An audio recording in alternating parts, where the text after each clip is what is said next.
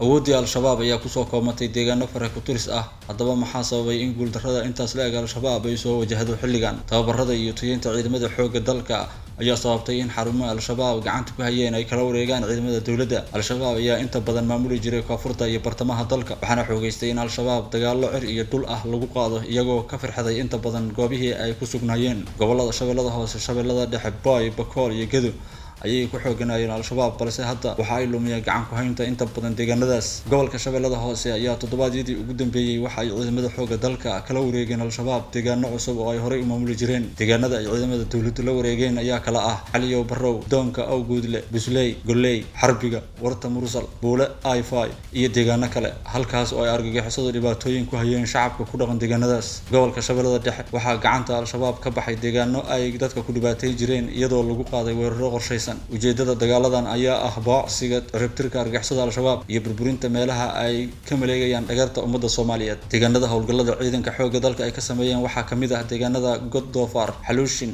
Diidow, Buulo Dhagaxow, Buulo Macalin, Duurow, Banyaale, kuwaas oo ka kala tirsan gobollada Shabeellada Hoose iyo Shabeellada Dhexe. Gobollada Bay, Bakool iyo Gedo ayaa ka mid ah goobaha uu ka socdo gulufka dagaal ee lagu qaadayo Al-Shabaab si looga dulqaado dhibka ay ku hayaan shacabka ku nool deegaanada ay kaga sugan yihiin gobolladaas. Haddii intaas deegaano Al-Shabaab gacantooda laga halkee ayay qabteen ayay tahay su'aasha hadda taagan. Al-Shabaab ayaa xoogga isugu geeyay deegaano ka tirsan gobollada Jubbada Hoose iyo Jubbada Dhexe, waxaana maalmihii dambe wararku sheegayaan in deegaanadaasi ay isku urursanayeen. Dowladda Soomaaliya ayaa 3 sano ee la soo dhaafay awoodeeda isugu geysay sidii ay ciidamada xoogga dalka u noqon lahaayeen kuwa Al-Shabaab ka ciribtira guud ahaan dalka oo dhan, waxaana weli socda qorshahaas Al-Shabaab looga xoreynayo dalka.